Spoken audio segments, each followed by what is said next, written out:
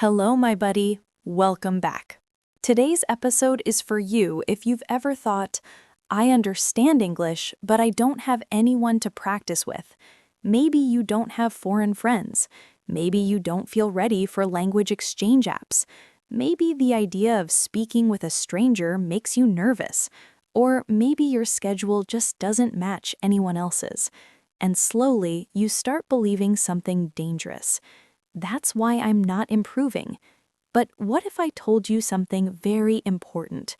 You do not need a partner to start speaking better English. Yes, conversations are powerful. Yes, interaction helps. But fluency does not begin when someone answers you. It begins when you train your brain to produce language on its own. And if you are A2, maybe early B1, this stage is delicate. You understand basic conversations, you can form sentences, but when you try to speak freely, you hesitate. You search for words, you translate in your head, you feel slow. And because you don't practice speaking consistently, that hesitation grows. Not because you're incapable, but because speaking is a muscle, and muscles don't grow by waiting for the perfect partner. They grow with repetition. So today, I want to show you something very practical. 3 daily techniques you can use completely alone. No partner, no special equipment, no complicated plan. Just you, your voice, and 15 to 20 minutes intentional. Because here's the truth. If you can learn to speak alone calmly, clearly, consistently, when a real conversation comes, your brain won't panic. It will recognize the feeling. It will say, oh, we've done this before. And that changes everything. So if you've been waiting for someone to practice with, maybe it's time to stop waiting and start building fluency on your own terms. Let's begin. There's something almost nobody talks about when they say, just practice speaking alone. It sounds simple. Talk to yourself. Describe your day. Practice in front of a mirror. But in reality, it's not that simple. Because when you're alone, there's no external stimulus, no social pressure, no one waiting for your answer. And our brains are very used to responding to social cues. Without pressure, without urgency, the brain goes into energy-saving mode. And speaking requires energy. It requires intention. It requires effort. It requires decision. So what usually happens is this. You tell yourself you're going to practice, you sit down, you try to start speaking, and after 20 seconds, your mind goes blank. Not because you don't know English, but because you're not used to producing it without stimulation. And then the internal dialogue begins. This feels weird. I'm talking to myself. I don't know what to say. This is awkward. So you stop. And when you stop enough times, you slowly build a dangerous narrative.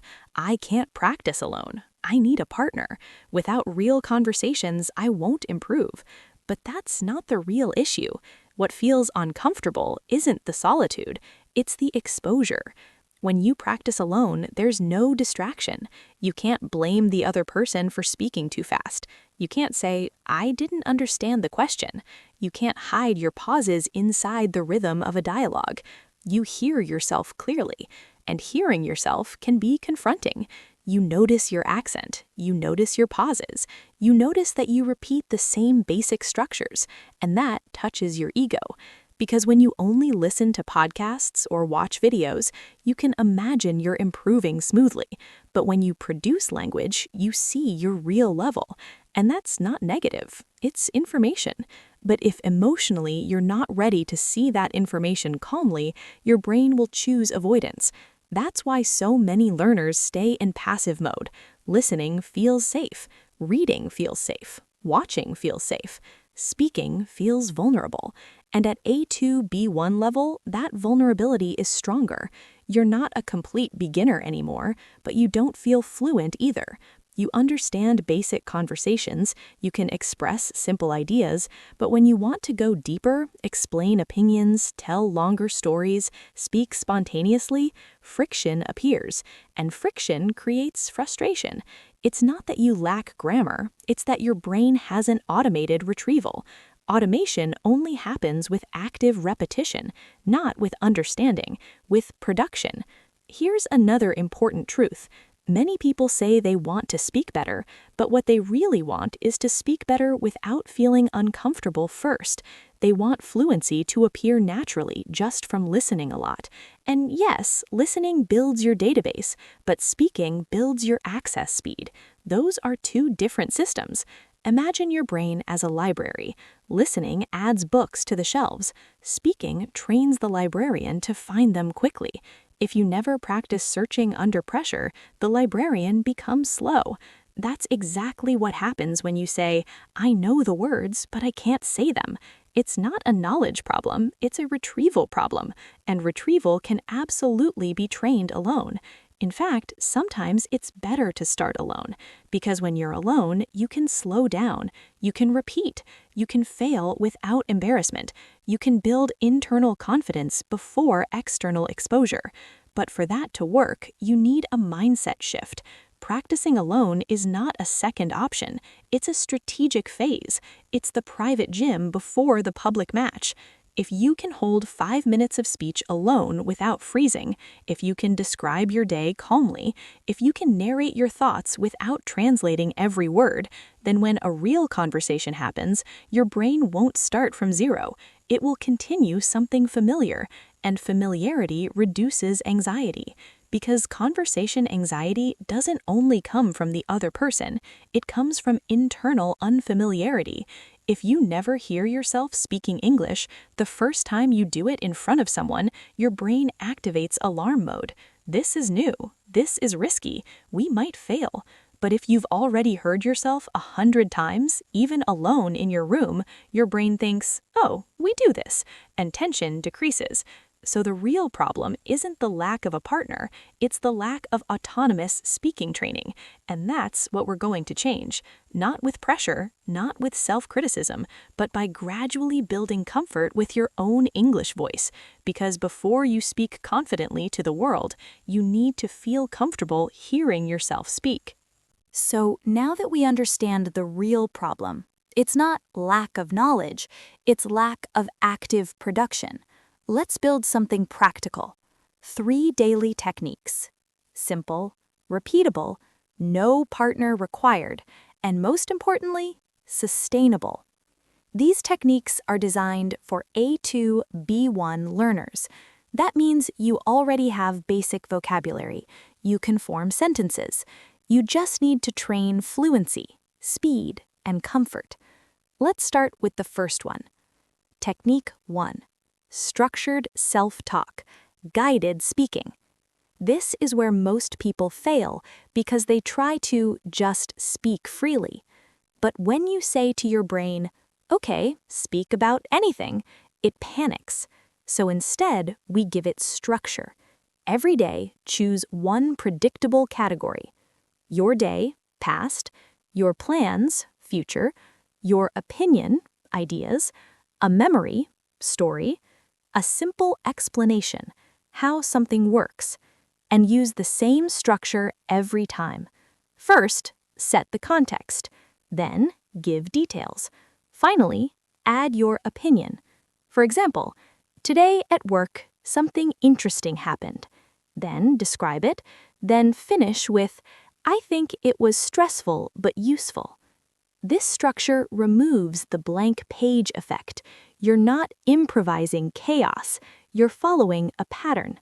Speak for 3 to 5 minutes. Don't stop every time you make a mistake. Keep going. If you forget a word, describe it differently. This builds flow. Flow is more important than perfection at this stage. Technique 2. Controlled repetition. Upgrade sentences. This one is powerful for fluency. You take one simple sentence. For example, "I was tired." Now upgrade it step by step. "I was tired after work." "I was really tired after work because I didn't sleep well." "I was extremely tired after work because I didn't sleep well last night, so I decided to go to bed early." You're not memorizing, you're stretching. This trains sentence expansion, a key skill for B1 fluency. Many A2 learners speak in short, disconnected sentences. This technique trains your brain to connect ideas naturally. Do this with 3 to 5 base sentences per day. It takes 5 minutes, but it builds flexibility. Technique 3. Delayed response training. This one simulates real conversation pressure. Ask yourself a question. Simple ones. What did you do yesterday? What are your goals this year? Do you prefer working alone or in a team? Now here's the important part. Wait 3 seconds before answering. Why? Because in real conversations, there is always a micro pause. We panic during that pause. We think silence means failure. By training yourself to tolerate 3 seconds of silence calmly, you reduce anxiety dramatically. Then answer in full sentences. Not one sentence, at least 3. Force development. This builds mental resilience, and resilience reduces conversation fear. Now here's how this looks in real life. You don't need 1 hour. You need 15 to 20 minutes total. 5 minutes structured self-talk, 5 minutes sentence upgrading, 5 minutes delayed responses. And you're done. But here's the key. Do it daily, not intensely, consistently. Speaking is not about heroic effort. It's about repetition under calm conditions. And something beautiful happens when you practice like this for a few weeks. Your brain stops freezing as often. Your sentences start connecting faster. You hesitate less, not because you forced confidence, but because your mouth has moved these structures many times before. Confidence is familiarity in action, and when you train alone consistently, you build that familiarity privately. Then, when someone finally asks you a question in English, you won't feel like it's your first time speaking. You'll feel like you're continuing something you already practice every day. And that changes everything. Now, I want to prepare you for something important. Even if you start using these 3 techniques, even if you practice every day, even if you become more consistent, there will still be days when you feel awkward.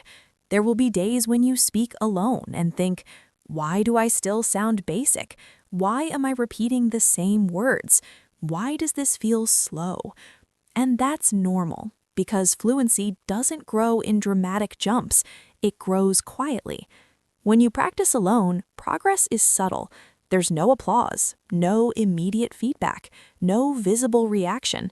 So your brain sometimes questions the value of what you're doing. It wants proof. But language development doesn't give daily proof. It gives gradual stabilization. And stabilization feels boring. You won't wake up one day suddenly fluent. You'll wake up one day and realize you hesitated less. You'll notice you answered faster. You'll realize you didn't translate one sentence. Small shifts. That's how real growth looks. Also, let's talk about something uncomfortable. When you practice alone, you might feel silly. You might feel like you're pretending. You might think, this isn't real conversation. But here's the truth. Athletes train alone. Musicians practice scales alone. Public speakers rehearse alone. Why would language be different? Practicing alone is not fake practice. It's skill building. Another emotional challenge is comparison. You might see someone speaking fluently online and think, they're so natural. They don't hesitate. They sound confident. But what you don't see is how many hours they spent speaking imperfectly before they sounded natural. Fluency is not personality. It's repetition. And repetition is invisible. There's something else that happens when you practice consistently alone. You start getting used to your own English voice. At first, you might not like how you sound. Your accent feels strong. Your rhythm feels strange. But after weeks of hearing yourself speak, something changes. You stop reacting emotionally to your own voice. And that's powerful. Because many learners aren't blocked by vocabulary, they're blocked by self-consciousness. The moment you stop judging every sound that comes out of your mouth, your fluency increases naturally. Not because your grammar improved overnight, but because your tension decreased. And tension is one of the biggest enemies of fluency. So if some days feel uncomfortable, don't interpret that as failure. Interpret it as exposure training. You are teaching your brain that speaking English is safe. Safe alone, safe imperfectly, safe slowly. And once your nervous system feels safe, your words come out more easily. Not because you forced them, but because you removed the internal resistance. That's why consistency matters more than intensity. 5 imperfect minutes every day are more powerful than 1 perfect hour once a week, because daily exposure normalizes the experience. And when something becomes normal, it stops being scary. And when it stops being scary, it starts becoming automatic. That's the transformation we're building here. Not just better English, but calmer English. And calm English is fluent English. And here's the part that nobody really tells you. You don't need a partner to improve your English. You don't need the perfect course. You don't need to wait until you feel ready. You need consistency. You need patience. And you need to stop being your own worst critic. Because practicing alone is not weird. It's not silly. It's not less effective. It's powerful. When you speak alone, something interesting happens. You're not performing. You're not trying to impress anyone. You're not afraid of someone correcting you mid-sentence. It's just you and your thoughts trying to come out in a new language. And yes, at the beginning, it feels uncomfortable. You'll pause, you'll repeat words, you'll say something wrong and notice it. You'll forget vocabulary. That's normal. Fluency isn't built in perfect conversations. It's built in imperfect repetitions. Think about this. Every time you speak alone, you're training your brain to move faster. You're creating neural connections. You're teaching yourself to think in English instead of translating everything. And that doesn't happen in 1 week. Sometimes you'll feel like you're improving fast. Sometimes you'll feel stuck. Sometimes you'll think, why is this so hard? I've been studying for months. But progress in language learning is quiet. It doesn't shout. It accumulates. 1 5-minute session, 1 shadowing exercise, 1 awkward monologue in your room, 1 small breakthrough where you realize, oh, that sentence came out naturally. That's how it grows. And here's something important. Don't wait to feel confident before you speak. Confidence is the result of speaking, not the requirement. If you only have 10 minutes today, use them. If you feel tired, speak slowly. If you make mistakes, keep going. What matters is momentum. And if you make this your daily ritual, even short, imperfect practice, in a few months you'll listen to yourself and think, wow, I sound different. That moment is worth it. So start small, start messy, start alone, but start.